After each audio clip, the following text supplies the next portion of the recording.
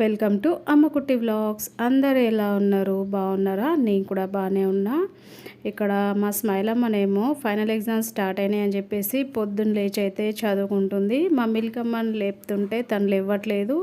అంటే నైటే కాసేపు చదువుకున్నది కదా అని చెప్పేసి పొద్దున లేవదంట. సర్లే అని చెప్పేసి నేను కూడా ఊరికనే ఉన్నా. ఇంకా ఈరోజు పొద్దున్న లేచి మిగతా పనులన్నీ కంప్లీట్ చేసుకునేసరికి పంపు వస్తుంది. ఇంకా వాటర్ పట్టేస్తున్నా. ఈరోజు ఎగ్జామ్స్ కాబట్టి పిల్లల్ని అసలు ఈరోజు ఎగ్జామ్ రాయనిస్తారో లేరో అనే టెన్షన్ ఎక్కువగా ఉంది. ఎందుకంటే పిల్లలకి కొంచెం ప్రాబ్లమ్స్ వల్ల ఫీ అనేది కట్టలేకపోయినాము. ఇంకా ఫీజు కట్టకపోయేసరికి పిల్లల్ని ఎగ్జామ్స్ రాయనివ్వరని చెప్పి మా స్మైలమ్మని అయితే నిన్న వాళ్ళ డాడీని అడిగిందనమాట. ఇంకా మనీ అడ్జస్ట్ కాలేదు నాన్న, కడతా అని చెప్పి తను అన్నారు. అసలు మనీ ఎట్లా అడ్జస్ట్ అవుతుందో, పిల్లల్ని ఎగ్జామ్స్ రాయనిస్తారో రాయనిరో అనే టెన్షన్ ఎక్కువగా ఉంది నాకు ఈరోజు. ఎటు మనసున పట్టట్లేదు. ఎందుకంటే స్కూల్ దగ్గరికి వెళ్ళిన తర్వాత ఫీ కట్టని వాళ్ళని బయట నించోబెడతారంట. అదే నాకు బాధ అనిపిస్తుంది. పిల్లలకి కూడా ఎందుకు ఇంత ఇబ్బంది పెడుతున్నానా అనిపిస్తుంది ఒక్కొక్కసారి. నా గురించి నాకు ఆలోచిస్తే నాకు అస్సలు అర్థం కాదు. అసలు ఏంటా ఈ లైఫ్ అనిపిస్తుంది. కానీ ఏం చేస్తాం, ఇంకా తప్పదు కదా. లైఫ్ అన్న తర్వాత ఇవన్నీ అనుభవించాలేమో, నాకే రాసి పెట్టుంది కావచ్చు. ఇవన్నీ టెన్షన్స్ అనిపిస్తుంది ఒక్కొక్కసారికి.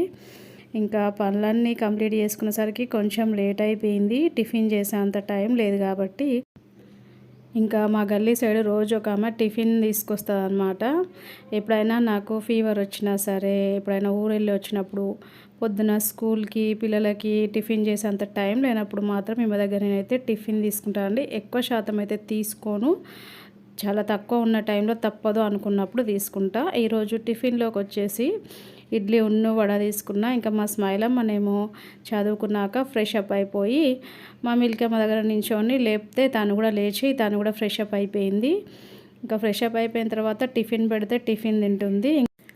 ఇంకా తను టిఫిన్ చేసేంతలోపుగా మా ఆయనకు కూడా టీ పెట్టి ఇచ్చిన తర్వాత అడుగుతున్నా, మరి ఫీజు కట్టడం ఇలాగా పిల్లలకి బాగా ఇబ్బంది అవుతుంది కదా అని చెప్తే మా ఆయన కూడా అడ్జస్ట్ చేద్దాము అని చెప్పి అంటుండు.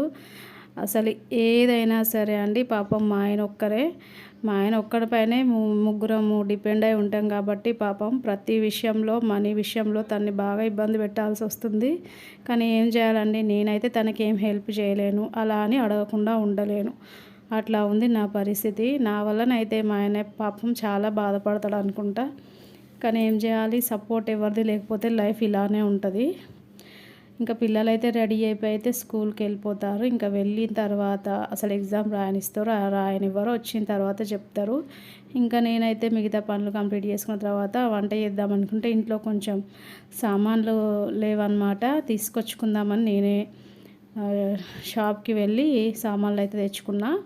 ఎందుకంటే మా ఆయనకి బైక్ ఉంటే తనే తెస్తారు. ఎక్కువ వరకు అయితే నన్ను బయటికి అయితే వెళ్ళనివ్వరు.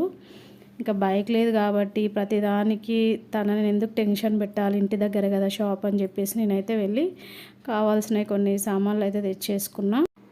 ఇప్పటికే వంట చేయడం లేట్ అయింది అని చెప్పేసి ఉల్లిపాయలు అయితే తెచ్చేసుకున్నా. ఎందుకంటే ఎగ్ ఫ్రై ప్రిపేర్ చేస్తే తొందరగా అయిపోతుంది కదా, టైం సేవ్ అవుతుంది అని చెప్పేసి ఇంకా ఉల్లిపాయలు తెచ్చేసుకొని కట్ చేసి ముందుగా కర్రీ వండేసి అయితే పక్కన పెట్టేసుకున్నా. ఇప్పుడు ఈ కర్రీ మనకి ఒక పూటకైతే సరిపోతుంది అనుకుంటా. ఎందుకంటే 5 మెంబర్స్ కదా, ఇంకా సాయంత్రం వరకు ఇంకా వేరే ఏదైనా కర్రీ చేసుకోవచ్చు.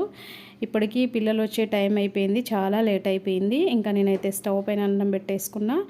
అన్నం వండేసిన తర్వాత పిల్లలు వచ్చినాక వాళ్ళకి పెట్టేసి తిన్న తర్వాత కాసేపు పడుకున్నాక ఇంకా సాయంత్రం యాజ్ టీజ్గా రోజు చేసుకునే పనులు అయితే కంప్లీట్ అయినాక పిల్లలకి ఎండాకాలం కదండి, ఈవినింగ్ టైంలో తినడానికి స్నాక్ ఏం లేవని చెప్పేసి నేను ఇక్కడ అటుకులు పోపేద్దామని చెప్పి అటుకులు తెచ్చేసుకున్నా. అటుకులు పోపేసే ముందర ఇట్లా జల్లించుకోవాలి.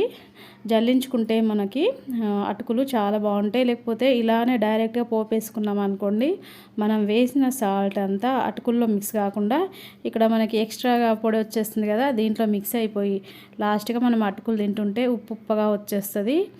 అందుకే మీరు కూడా ఎప్పుడైనా అటుకులు పోపేస్తే ఈ విధంగా ఒకసారి జల్లెడ పట్టిన తర్వాతనే వేసుకోండి, చాలా బాగుంటాయి. నాకు చెప్పినవి ఏదో మీతో షేర్ చేసుకోవాలని చెప్పి చెప్తున్నా, అంతేగాని తెలియని వాళ్ళు మాత్రమే చెప్తున్నా, అంటే తెలిసిన వాళ్ళకైతే అవసరం లేదు. ఇంక ఇక్కడ అటుకులు జల్లించుకున్న తర్వాత ఇంకా పోపు అయితే వేసుకుంటున్నా.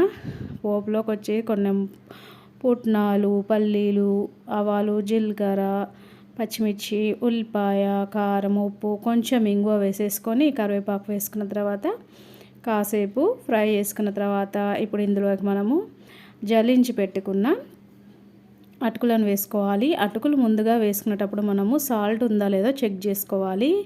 ఎప్పుడు నేనైతే అటుకులు పోపేసినా సరే సాల్ట్ పోపులోనే వేసేసుకుంటా. అట్లా అయితేనే అటుకులకి మంచిగా మిక్స్ అయిపోతుంది అనమాట. ఒక దగ్గర ఉప్పగా ఒక దగ్గర చప్పగా ఉండకుండా మంచిగా సెట్ అయిపోతుంది.